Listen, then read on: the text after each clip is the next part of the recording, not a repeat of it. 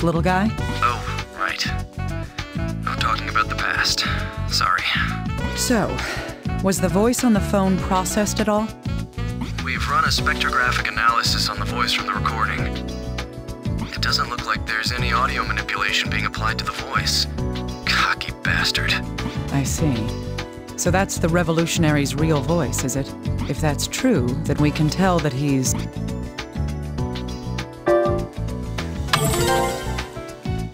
That was a young man's voice. He also gave us an advance notice of the next bombing. He said that his next target would be...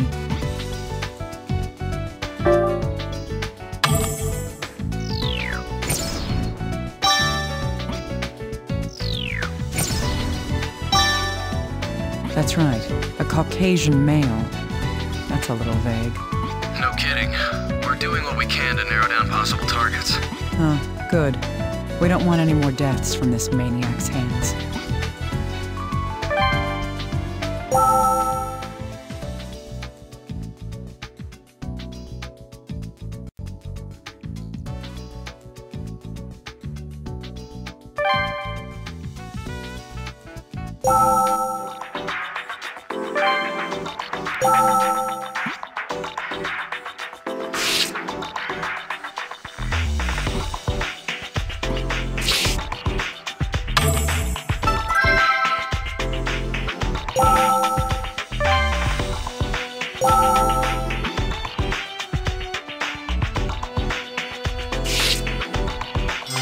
This piece of metal is lodged in the corpse's body.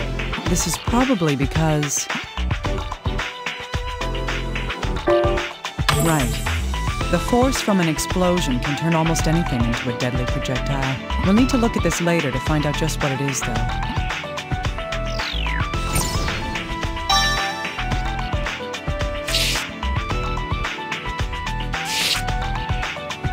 This wound is likely from the impact of the explosion.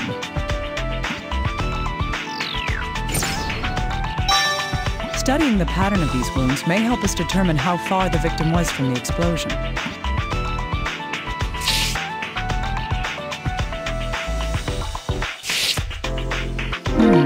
What is this? There's some kind of substance on his finger. It's peculiar that it's there. Further research may tell us more.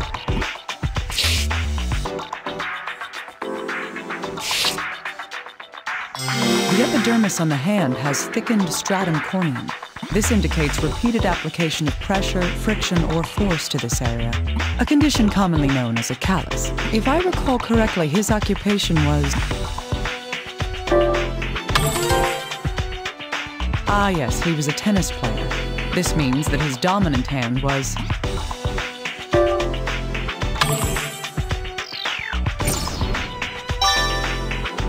Right.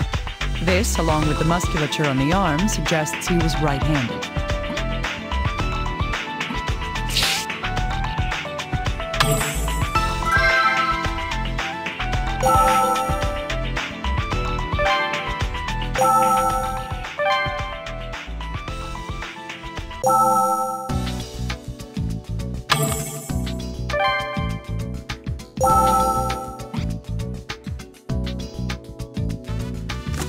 Hey, little guy, I need something looked at. Okay. This? It's a piece of steel pipe. You could find this anywhere. What do you need me to check? It was lodged in Aiden's corpse, probably propelled by the blast. I see. I'll perform a chromatographic scan on it then. Please do. This... Have you found anything out? There's black powder on it. It was probably used as the propellant in the explosion. I see. If that's the case, then that piece of metal is...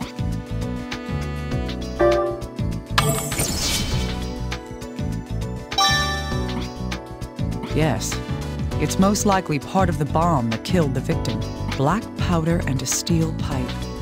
We're one step closer to finding out how this bomb was made. Can I bother you, little guy? I want to know more about these wounds.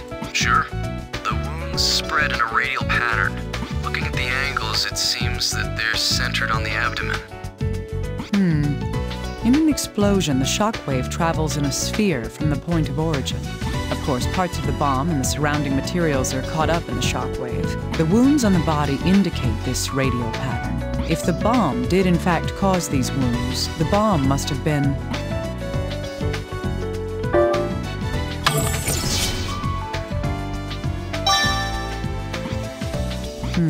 Yes. It would have been very close, within a meter of the victim. In other words, the bomb was right in front of the victim when it went off. Yikes. I'd never want that to happen to me. What's this substance, little guy? Give me a moment. I'd assume it's something that was carbonized by the blast. Huh. No, wait. What's the matter? Well, this isn't soot or a remnant of something that had been burned. Then what is it? If I were to make a decision based on what I see here, it's carbon dust. Carbon dust? Why would something like that be on the victim? I thought you'd ask that, but, well, I don't have a clue. Tell me why they hired you again? Hey, people don't just run into carbon dust in their daily lives. Using it as a component in a bomb is unusual too. Honestly, I just don't know. Oh well. Let's just keep this fact in mind for later then.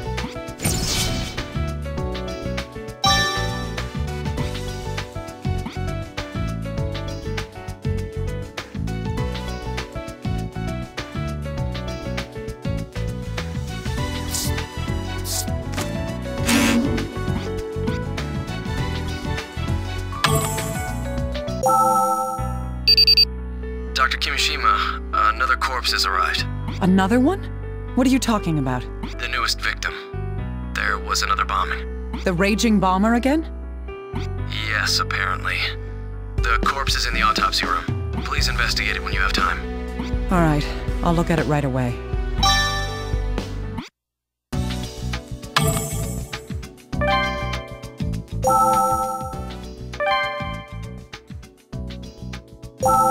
The fourth one. How many more will there be by the time this is all over?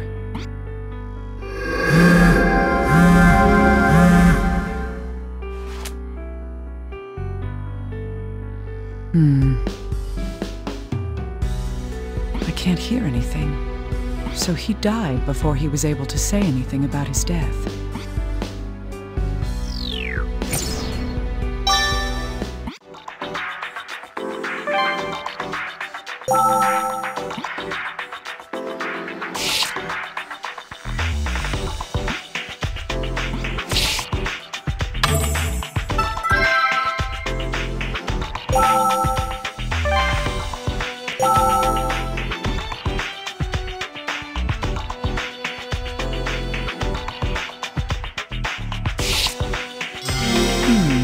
There's something on the fingertip.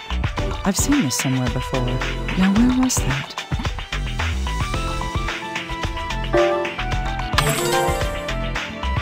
Yes, I noticed this on the third victim, Aiden Posner, as well.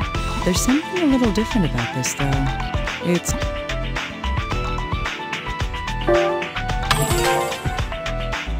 Yes, Aiden had it on a different part of his hand.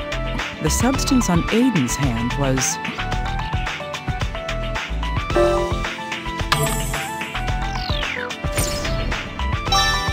That's right. It was on the little finger of his right hand. I should have these compared to see if they're the same substance.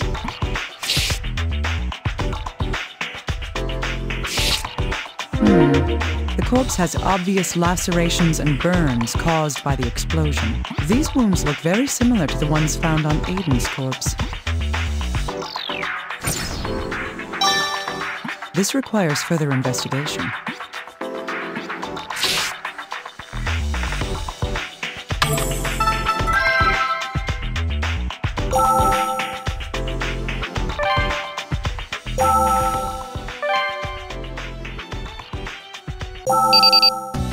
Dr. Kimishima, we've found some information about the victim.